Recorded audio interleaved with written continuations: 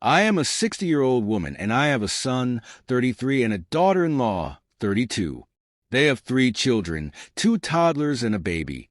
My son convinced his wife to leave her business and become a stay-at-home mom by telling her how wonderful his own childhood had been and how happy his parents' marriage was. However, what he didn't reveal, which I learned only recently, was that in our family dynamic, my husband and I split household responsibilities in a way that worked for us. The arrangement involved me handling all child care and housework until 9 a.m. After that, my husband and I split the remaining household duties 50-50. Sundays were my days off, and my husband would take me out twice a week for some time together. The situation, during a recent visit to my son and daughter-in-law's home, I noticed that my daughter-in-law seemed to be struggling mentally. I could see how overwhelmed she was with the demands of caring for the young children and running the household. She appeared to be drained, and it was clear she could use a break. The solution, to show her how much we cared and to give her the rest she deserved, my sister, 55, and her girlfriend, 53, joined me in planning a special treat for my daughter-in-law. We pooled our money together and paid for a rejuvenating spa weekend for her. Meanwhile, my sister and I agreed to look after the children during the weekend, giving her the chance to unwind and recharge. We wanted her to know that we saw how hard she was working and that she was deserving of a moment of peace and self-care.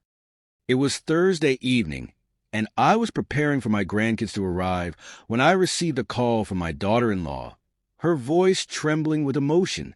She explained that they wouldn't be coming after all because my son's friend had come to town and insisted on spending the weekend with him. At first, I pressed her gently, trying to understand the situation. Eventually, she opened up about the reality of her marriage. My son was doing little to help around the house, and her efforts to care for their children seemed to go unnoticed. She had become a stay-at-home mom, but not by choice. It was as though she was expected to be a full-time caregiver, while my son did nothing to share the load. I was honestly shocked and disgusted by his behavior. Without hesitation, I suggested she bring the kids to my house, and I offered to take her to the spa to give her a much-needed break. I even dipped into my savings and gave her 500 euros to buy something nice for herself. When she dropped the kids off, I couldn't hold back any longer. I asked her where my son was, and after a few minutes of hesitation, she told me he was at the bar. I made up my mind. I drove straight to the bar. There, I confronted my son and his friends. I asked him, "Did I fail you as a mother, or was it your father?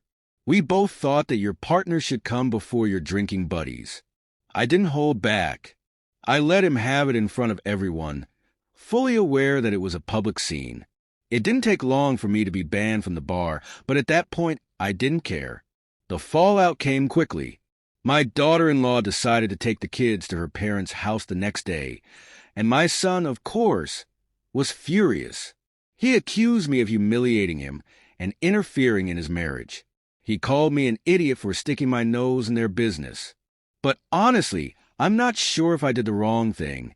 I feel like I had no choice but to stand up for my daughter-in-law, who had been silently carrying so much. So, the big question, am I the idiot? Response: you're absolutely not the idiot. Your son's behavior was beyond disrespectful to both his wife and his family. By canceling a planned break for his wife in favor of hanging out with his friends, he showed a complete disregard for her needs. You were right to intervene.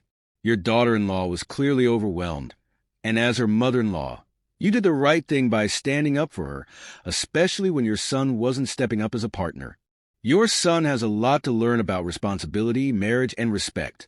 By confronting him, you gave him a wake-up call that he desperately needed. A good parent doesn't sit idly by when they see their child treating their spouse like a servant. Your actions, while bold, were an act of love and support for your daughter-in-law and grandchildren. Sometimes, tough love is necessary, and in this case, your son was far from understanding his role in the family dynamic.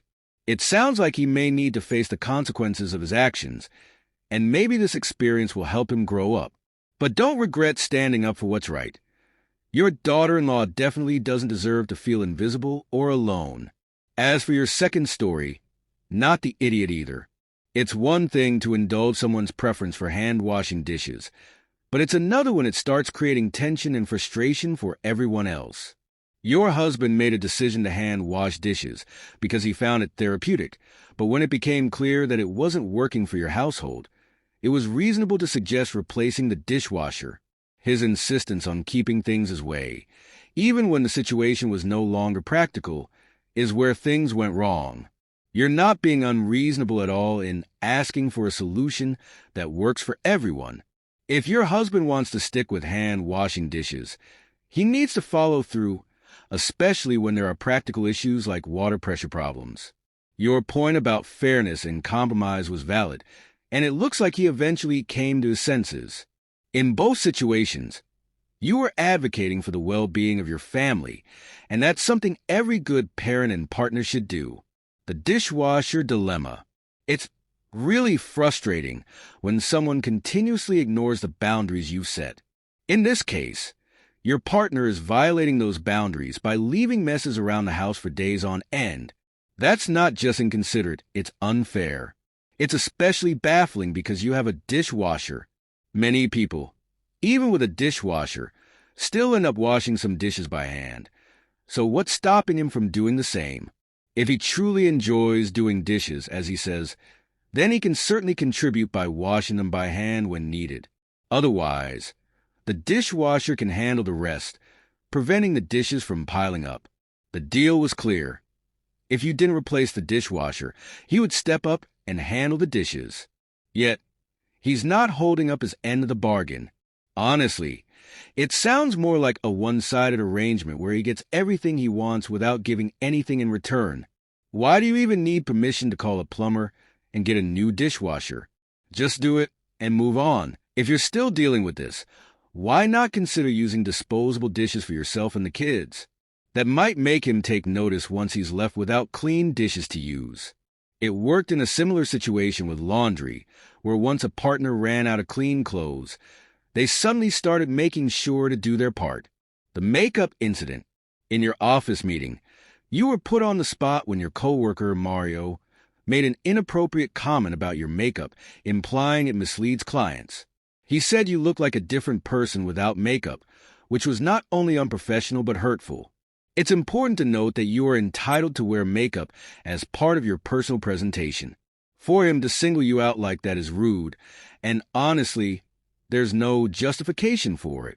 You responded with a clever rebuttal, suggesting that if he thinks makeup is misleading, then he should stop wearing his beard, since he looks like a child when he shaves.